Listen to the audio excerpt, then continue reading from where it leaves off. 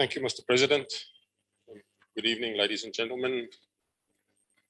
It's my privilege this evening to introduce the presidential address by our new president, Prince Moyo, the title of which is Information Analytics and Decision Making in Business.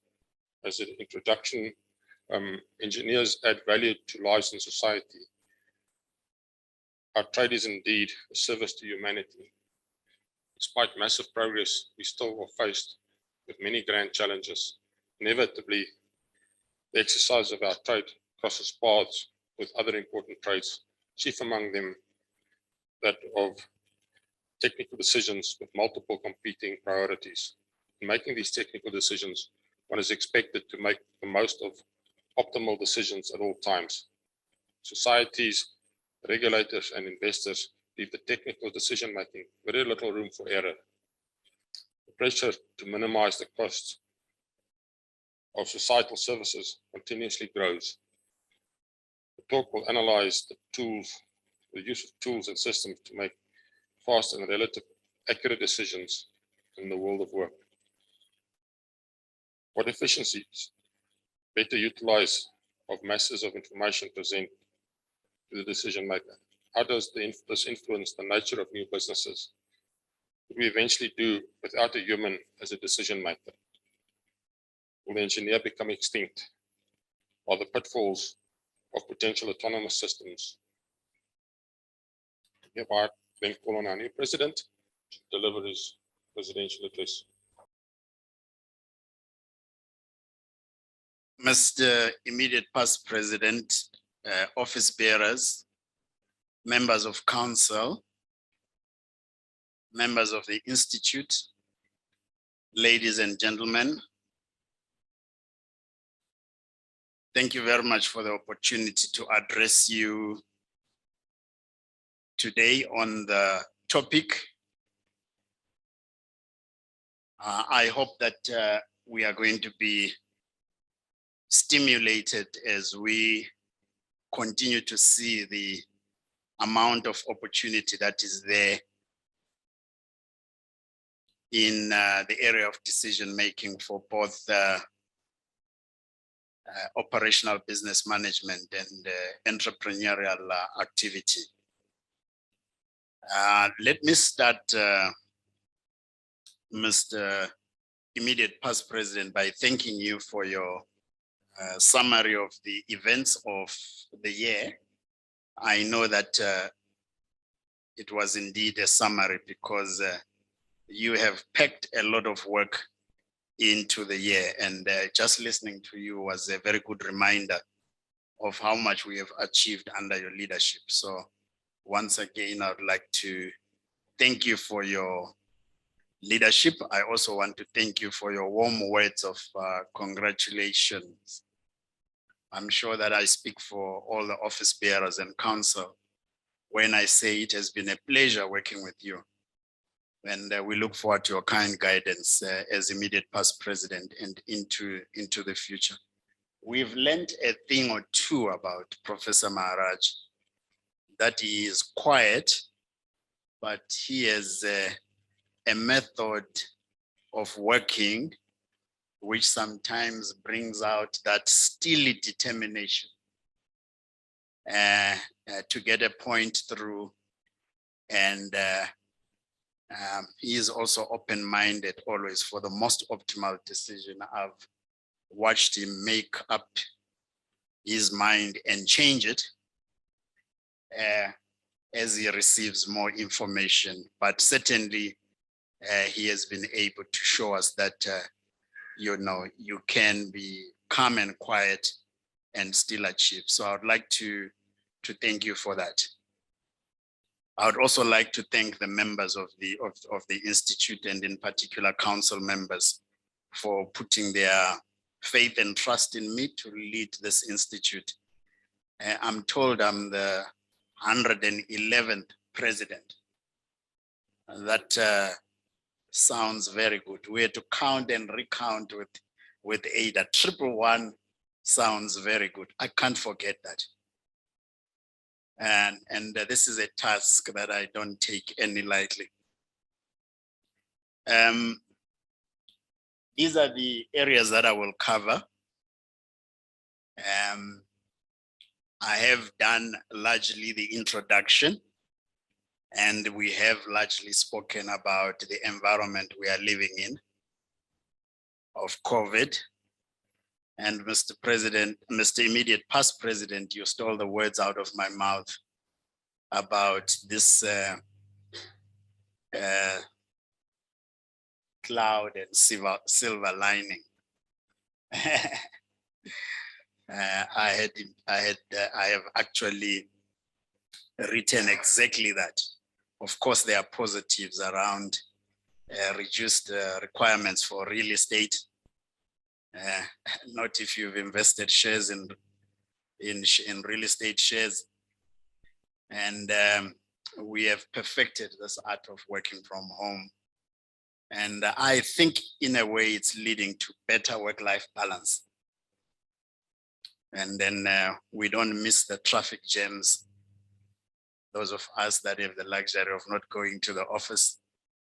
We were just talking earlier that that time is now maybe used for powering down or gym. I had a good excuse for not exercising because I didn't have the time. Now I don't have to be stuck in traffic. I don't have an excuse. Many more benefits, Mr. Immediate Past President, that we have derived. So yes, every cloud has a silver line. My talk today firstly emphasizes this concept of engineering being a civil service.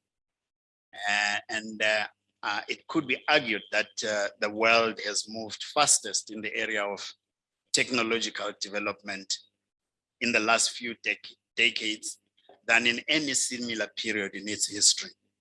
And of course, invention itself has been around for centuries. And we make the common example of the wheel, invented sometime before the 4th millennium before Christ, as one of the most ubiquitous and important technologies. There is an example of the wheel there, and it comes from the painting and the work, the Standard of Earth. And you can see that it's certainly 2,500 years ago before this common era in Babylonian times, and it depicts a chariot. So invention has been around for millennia. In his essay titled A Brief History of General Purpose Technologies, Bruce Stevenson notes that some technologies that are called these general purpose technologies give rise to other technologies that lead to major influences on the human condition. And so I say it was so with the wheel, with the invention of fire, of gunpowder, of the printing press, of the transistor. And we know the transistor brought us the Moore's law of that exponential growth in memory, for instance, with electronic chips. Invention also brought us the internet and mobile technology. And the graph that I will show shortly depicts an ever steeper phenomenon. And when I thought long and hard about it, I was convinced that there is no empirical evidence for it. It is our perception of the relative contribution of the invention to the human condition. We probably have a bias that we have achieved the most in the last century compared to past millennia, but we should not underestimate the humble wheel. This is the graphic from Mr. Stevenson's essay showing the wheel in the early years and these other items that I have stated. And of course, the graph is getting steeper. The timelines are shorter between these major general purpose technologies. And we could argue that that is subjective, the steepness of the graph. In any case, we would all like to believe that technological advances have accelerated in recent years. Engineering defined, you know, I found it interesting that the Britannica, for instance, says that we are people who have scientific training and design, and we build complicated products. We like to believe that. We believe we build complicated products, machine system structures, and we also call an engineer a person that runs an engine, whether it's in a train, it's in a ship, or in an aeroplane. And we can call them the flight engineer for aeroplanes. You can see that the Americans prefer to say it's a person who runs a train. The Brits prefer to say a person who is trained to repair electrical and mechanical equipment. But in almost all references, I could see this one that says a soldier who builds roads, bridges, and so on. Army engineers, Army Corps of Engineers. And wiki definition says the word is derived from Latin words to create, generate, contrive, devise. So we want to believe that we create things for society that better lives. And we are different to scientists who are probably purists in theory and concepts, whereas we apply them. And there is a level of cleverness with us, we would like to believe. Some formalized engineering achievements when you go back in time. When did this thing of engineer start? We find the aqueduct, water reticulation system of Rome, 4th century before Christ. Recently, some military fortifications where engineering was applied using concepts and construction by trained men. And recently, we started to see formalized education in engineering in specific disciplines. Obviously, the military is always first to adopt something that could give it an advantage, because there is nothing bigger to pay than to be defeated by another nation. So that is why you will see the budgets for the military and the application of engineering are always leading in the military. Of course, the Americans have to be first to claim that they taught engineering first at MIT 170 years ago. And then, of course, we've continued with a lot of advancements. And I'm saying engineering is about analytics and decision-making, key to the business enterprise, and business being a microcosm of broader society, hence the title, Analytics and Decision-Making in Business. Some new engineering grand challenges that are yet to be completely overcome: nuclear electricity from fusion, food in the light of urbanization. Who is going to make the food for us? Clean water. We take it for granted, but it's not available everywhere. Clean energy, clean electricity. We are on to sustainability. Enhancing augmented reality. In my college days, I had a friend who is in the UK now, who always used to say he dreams of a time when he will wear goggles and experience true augmented reality without a difference to the real perception. And we haven't arrived there. Advanced personalized learning is still an aspiration. Maybe we can take you out of business, Mr. IPP, and replace you with these new inventions. I've learned that there is, in fact, in the US, a committee on engineering grand challenges under the National Academy of Engineering. And these are the people who spend time, I'm sure, while they're having a glass of wine and say, what is the next big challenge?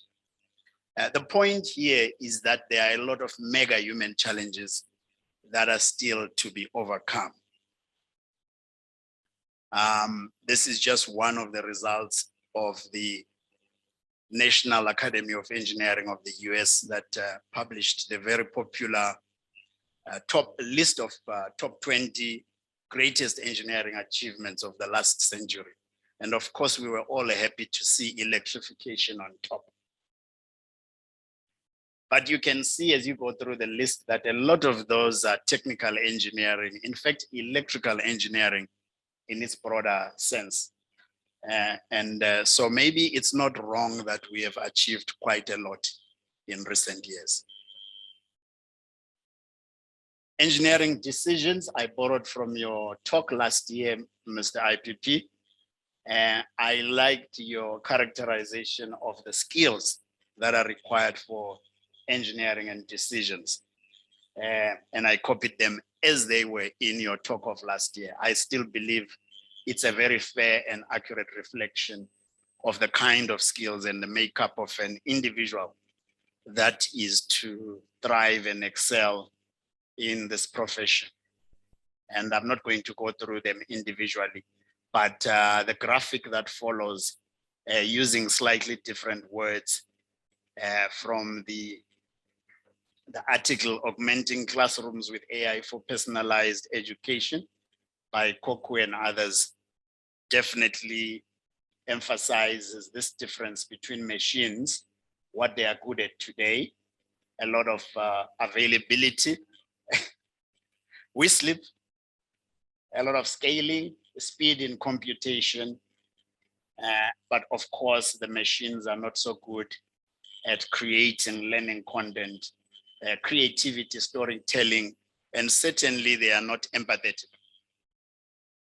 Then there's a skill set that is common to us and machines. And of course, both us and machines are pushing the boundary. But this graphic is pretty important in the area of AI and for tempering our expectations around what can still be achieved in a relatively short time. So in summary, not a lot that machines can do for us in that area. The more abstract and experiential you need to be, the less machines are going to be useful for you. But of course, the more mechanical you want to be and accurate and replicate with predictability, machines are the right option. You did say in your talk last year, Mr. IPP, that machines do not watch Netflix. So that talks to the point of availability. They can handle complex computational problems really fast, even in the middle of the night when we are sleeping. But of course, they will need to learn from us in the area of long-term memory in order to even think of replacing us in some of the decision-making that we make. Some examples of the application of information analytics and decision-making in business, general manufacturing. There are lots of points in the process. Your components, sub-assembly, main assembly. Textile mills. I worked for a mill in my vacation years, and I found it exciting. The place was very noisy because machines from 30 years ago were very mechanical, of course with electronic cards, but mechanical. So starting from your raw cotton right through to your printed colorful garment that you are wearing today, that is the process. And throughout the process, is a lot of engineering decision-making that is required. Some process implementation in the area of utilities. I took a potable water treatment plant all the way from raw water in the dams, right through to tasty water in your house. That is an engineering process. And of course, we analyze with the statistical process control to manage the deviation, analyze the variances. There is automation of tasks. Along the way, we can make incremental improvements through AI and machine learning. But as I've demonstrated, we are very far from replacing the human. Other applications of information analytics, very important. Up to today, I'm in the job that I'm at, but I don't believe you. I believe that I could tell you for each of our 560 power transformers, these very large pieces of equipment, quite expensive. When exactly is the right time to replace them? I don't think I could tell you that. But of course, there are lots of tools for determining end of life. The accountants don't like it when I say the end of life has arrived, the asset is fully depreciated.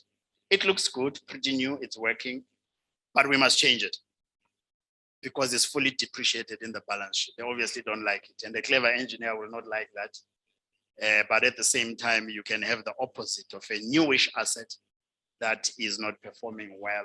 All of that requires technical analysis. I'm going to demonstrate with a video an application of technologies that ESCOM is also deploying. And I'm happy Sianda is here. Sianda is from ESCOM in the research department. He is playing around with these things to answer for us what kind of productivity improvements we could bring. This particular example is on overhead lines, and you could look at probably 4 main use cases, which is high definition video, infrared for hotspots. You could also look at ultraviolet for partial discharge. And then you could look at also photogrammetry in the area of point cloud that you can regenerate the objects that are in your area of interest. And of course, after this is the interesting part, which is how do you use software to automatically analyze what you have seen with your drone? Because try and do that manually, you don't stand a chance. So this one talks a little bit about the drone and the activities as well as the software. Jagged mountainous terrain and abundant hydroelectric power in China's Yunnan province makes power line networks hard to inspect manually. 线路和电塔主要都架设在山上，交通非常的不便，环境也比较艰苦。以前我们进行人工巡检的时候，一天只能检查1-2基塔，用无人机以后，效率提升了大约10倍左右。 Reliability and security are the first things to consider when choosing a drone to carry out electrical inspections. The new Matrice 210 RTK includes a built-in DRTK system to withstand electromagnetic interference and reliably hover around power lines and pylons. Although the RTK system assists with flying close to power lines, inexperienced pilots still need to be cautious when at this distance. 我们在使用普通航拍无人机的时候，需要离电塔特别近才能看见细节，而且操作要非常小心。 Mission safety can be increased significantly if mounting the Zenmu Z30 camera on the Matrice 210. This adds 30 times optical zoom, allowing you to inspect minute details from 10 meters away. To identify all potential issues, inspectors must use visual and thermal imaging. With the Matrice 210 models, pilots can now fly 2 cameras at the same time and switch between visual or thermal imaging in real time to identify and locate faults. This dual gimbal configuration decreases the time needed to inspect one pylon to only 10 to 15 minutes. With multiple intelligent features and a new dual gimbal system, The Matrice 210 is a reliable and convenient tool for powerline inspection teams. It eliminates the need for dangerous inspection practices and significantly improves project turnaround times.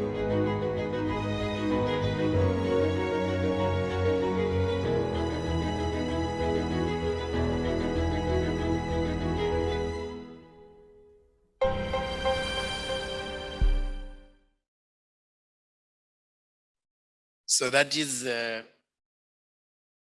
work itself with a drone and cameras. And as I've said, the topic of the software that then processes this information into usable, actionable results is also a talk on its own. But I think let's just take it that there is technology, and of course, there are applications following this. I also received a brilliant case from Dr. Michael Grant, who works in the area of AI and analytics. And I'm going to ask him to write an article for the What Now, because his case was very interesting. It's on email and its application of AI to a steel foundry and the derived benefits through analytics, a brilliant case. And I would like to thank him for that, but I will ask him to write a formal article in the What Now magazine. Opportunities, obviously, we need to look at, in my view, we shouldn't just rush for new technologies and benefits and forget the baseline, the reason for the baseline growth that we have achieved.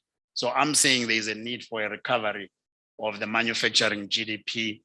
The opportunities for the Institute are in the area of also engaging members and supporting tech developments that are in line with the national priorities. We are a unique country in terms of inequality. Driving entrepreneurship, startups, as in the case of DARPA, we will see what DARPA does for us. I'm hoping we haven't missed a slide because the DARPA story is a very important one. And the key word is substitution. And then I've written apps there because I used to underestimate this. And I'm really very impressed about it in terms of its potential. Apps, and then the question of these tech developments and qualifications. Are these things for PhDs, or could they be for matrics with some practical experience? So these are the headings, and now I recall, and we'll go into a little bit of the content on manufacturing GDP, for instance. You can see our concerns that we have had a growth in the GDP, except for a couple of bumps, largely a growth, even in US dollar terms, over the last 60 years or so. You look at manufacturing, the story is not so good. So there's the country GDP, there's the manufacturing GDP, and you can see the kinds of concerns that I've got, which is really the decline in manufacturing GDP. Although in dollar terms it's growing, its share is declining. And of course, this is not good. And your tech growth is not going to compensate for this. This is probably what we are going through. Engaging members, we've done very well. You've heard from the past president. We moved from 4 sections to 7. Specialist chapters, we had about 4 at the beginning. We've gone up very rapidly. I had a number of 28 being mentioned. In fact, we are more than 30 now. And thanks to the work of the TNKL under Prudence's leadership and others, it's really excellent work that is also appreciated by members. In my talk with the Western Cape this week, I didn't ask for it, and someone just volunteered that they feel this is one of the new value propositions that the Institute has delivered on. You can mingle with your cybersecurity friends, with your energy storage colleagues, transportation, and all of that. And we are really proud of this improvement. Learning from the IEEE, which has got 41 societies, 106 technical communities, special interest groups. This is how we add value to members, in my view. Of course, the president has spoken about webinars, and he mentioned a figure of 60 or so. There is a correlation here, 3,582 attendances. I think we are doing okay with engaging our members and giving them opportunity to mingle and talk about their specialist topics. This is where we could get breakthroughs, but I think we are still missing a magic trick. This one I quite like on 5G because it brought a lot of bodies together. And of course, you can see that it touches areas of cutting edge, it touches areas of job creation, entrepreneurial, and the collaborative aspect. 5G is what is going to enable you to sit comfortable at the back of a self-driven vehicle, knowing that if there is a need to react because of an impending collision, the 1 millisecond latency is going to be enough to save you. You wouldn't dare do that with 3G. But 5G is promising to make that possible. SAIEE TV, a lot of videos. Leonetze tells me he's got 775 subscribers. He needs to get to 1,000. He's got 1175 public watch hours. He needs to get to 4,000 for us to start monetizing this and assisting the Institute. So if you haven't subscribed yet, please do subscribe. But Leonetze also make it more attractive. There you go, more than 150 videos already in SAIEE TV YouTube channel. Yes, and yeah, like I said, our tech development initiatives that will augment the recovery in your traditional manufacturing need to be aligned to the country priorities. Poverty, unemployment, and then partner with other agencies as well. Department of Science, Technology, Innovation, Department of Defense. The Americans are very good at this, and you'll see the DARPA case in the coming slides. Are we impactful?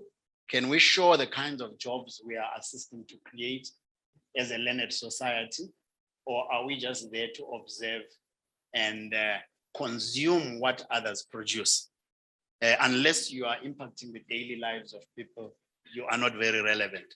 And I asked the question of whether American, European, Korean, Japanese, Chinese kids are cleverer than ours. I don't believe so. We just need to organize ourselves better so that the talent can emerge. DARPA in the US, $3.5 billion a year. Budget launched in 1958 after the Soviets beat the Americans with the Sputnik program launched in 1957. I like the mission. Prevent technological surprises to the US, create technological surprise for our enemies. I love that. So the Americans throw money at DARPA, and DARPA can claim credit for the Moderna COVID-19 vaccine. They can claim COVID for weather satellites, for the GPS system itself, for drones that we've just watched, stealth technology, where they can attack you with their stealth aircraft and you don't even know they're coming. The PC internet and so on. DARPA has been said to be prodigious. That's deliberate. It produces like you won't believe.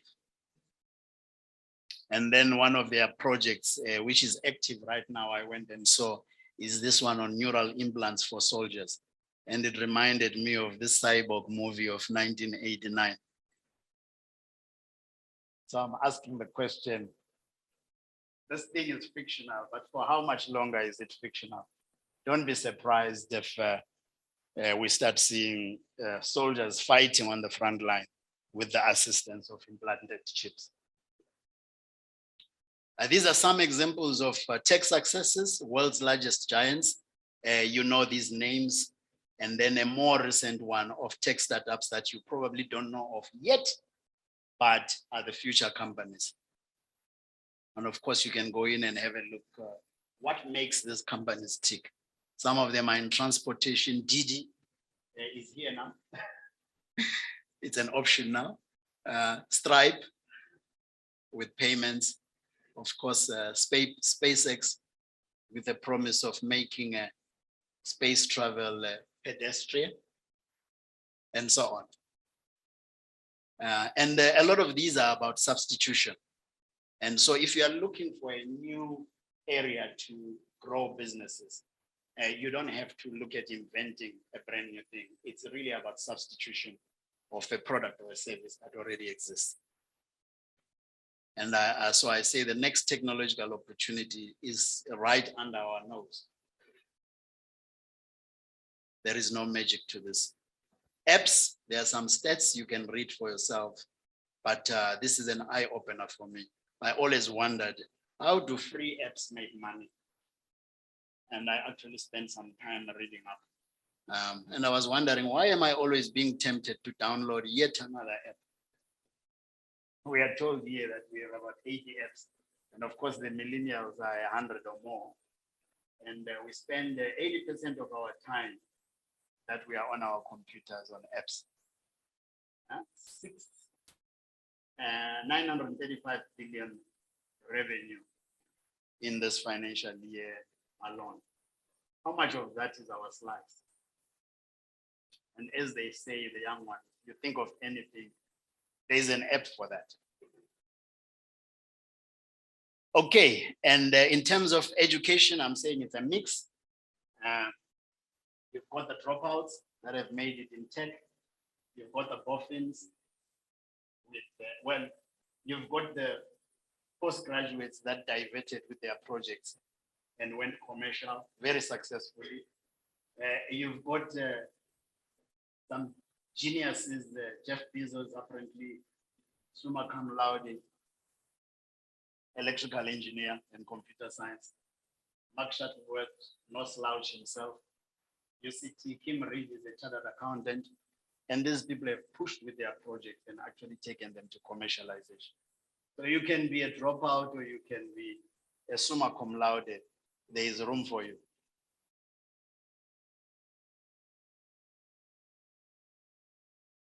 Our response, in my view, I'm at the end now, is really to strengthen sections and specialist chapter bodies and launch more in the tech space. I don't think we can continue to be spectators. Identify strategic collaborations. I've mentioned some here, including tech incubation hubs. And then align our initiatives whenever we are sponsoring initiatives. We have to align them to this contribution to the tech entrepreneurial development.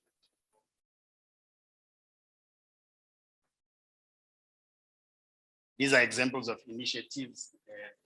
This I got from the Sunday Times of a few days ago. You can read up on this. People are working, Amazon Web Services, Samsung, Microsoft are dumping money already in South Africa with the African Leadership Group and supporting various things. Okay, there is an app factory learnership here in South Africa, sponsored by Samsung. And you can be a high school dropout, but you play your cards right, you can actually make a success of yourself in life. You don't need a PhD, I think. Lots of opportunity. And back to the question of, with all this tech, do we believe that the engineer is going to be extinct? I'm still familiar with the belief that this is not going to happen, looking at the clear differences between humans and machines, even learning machines, as we have demonstrated in the Kock article before. And then new technological startups and unicorns, I'm saying, will be launched. But I think the threat to engineering jobs is small.